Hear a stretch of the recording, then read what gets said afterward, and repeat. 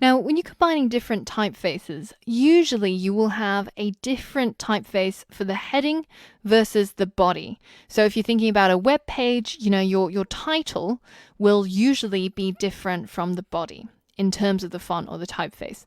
And this is to create slight contrast and interest in your designs. So let's look at some of the common rules that designers use when they combine different fonts.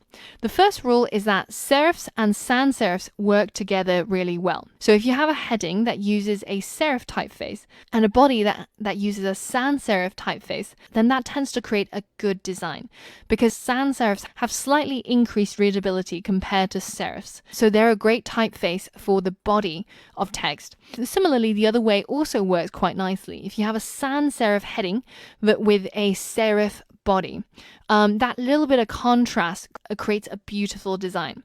Now, just don't mix a sans serif with a sans serif or a serif with a serif because it can look a little bit bland and undifferentiated, and hence it can look undesigned. And the other thing is that while we tend to say that two different typefaces or two different fonts will make your design look more elevated, too many fonts will ruin a good party.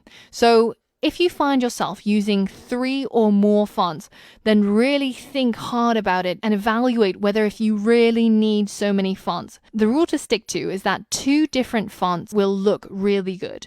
3 is really at a stretch, but 4 is already way too many and you should be cutting down. So as we discussed with the different colors having different moods, so do fonts. And this designer actually came up with a different typeface for each of the states of America. So for example, Alaska is represented by this snowy kind of typeface, and Texas is represented by the Western typeface. So each typeface has a personality and has a mood. If you use the wrong typeface with the wrong mood for your designs, it can look incredibly jarring. So always try to appreciate the mood of the typeface. Just as in the beginning of the talk, when we compare these two love letters, appreciating the mood of the typeface is incredibly important. And if you mix together different moods, your design can look incredibly strange. For example, this one here, where you've got a, roaring 20s kind of font combined with the mechanical typeface, looks just odd and very out of place. And similarly here, where you've got something that looks like it's from Days of Chaucer versus the typeface for the Compaq Computers branding, then again, it looks very strange. So try to make sure that the era of your typefaces are similar. So do you remember previously when we spoke about the different families within the serif and sans serif families, where certain typefaces were from slightly older days versus some which were slightly more modern? If you mix different typefaces that are markedly from different eras, it can look very strange as well.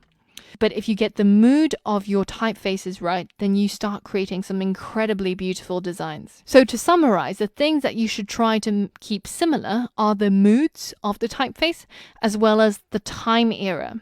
So combining something that's old with old and new with new. And the things that you should contrast is the serifness. So a sans serif heading with a serif body and vice versa. And the other thing that you should contrast is the weight of your typeface. So for example, when you're working in a word processor, you only get the choice between regular and bold. But actually, when you download fonts in its entirety, you get a whole range of weights from light to thin to medium to bold, extra thick, etc. And you can play around with these different weights, contrasting them between the title and the body to create interest in your designs. And finally, these 6 fonts, just never, ever, ever use them and stay as far away from them as you can, because no matter what you do, they will pretty much never, ever look good in design. And even if we're just designing for the neighborhood bake sale, remember that practice is everywhere. So don't relapse and go back to Comic Sans. It's not worth it, okay? And similar to the tools that I mentioned in the color theory part of the lesson, I have some really nice tools that I like to use for typography as well.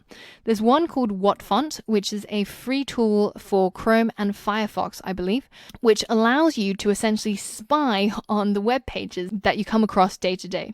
So if you are reading the New Yorker and you're suddenly thinking, oh, you know what, that font will work really nicely for the project project that I've got in mind, then you can use what font to just highlight it and see what is the typeface they're using, what's the size, what's the color, what's the line height, what's the thickness of it, what's the weight of it, etc. And it's really, really useful. Now, what if you find a font that you like? How do you go about downloading it? Well, there's quite a lot of websites that cater to font download. So font.com is one such example. But in most of them, you do have to pay for commercial use. But this website, Font Squirrel, has a whole bunch of fonts that are free for commercial use. Then I like to use a tool called Sky Fonts, which is a Mac app, which allows you to incorporate a new font into any of your applications pretty much in 2 taps. So it's a really, really easy way of starting to use some of these new fonts that you come across. All right, so that was a whirlwind tour of typography relating to digital design. In the next section, we're going to talk about user interface design and some of its intricacies relating to mobile development. So I'll see you on the next lesson.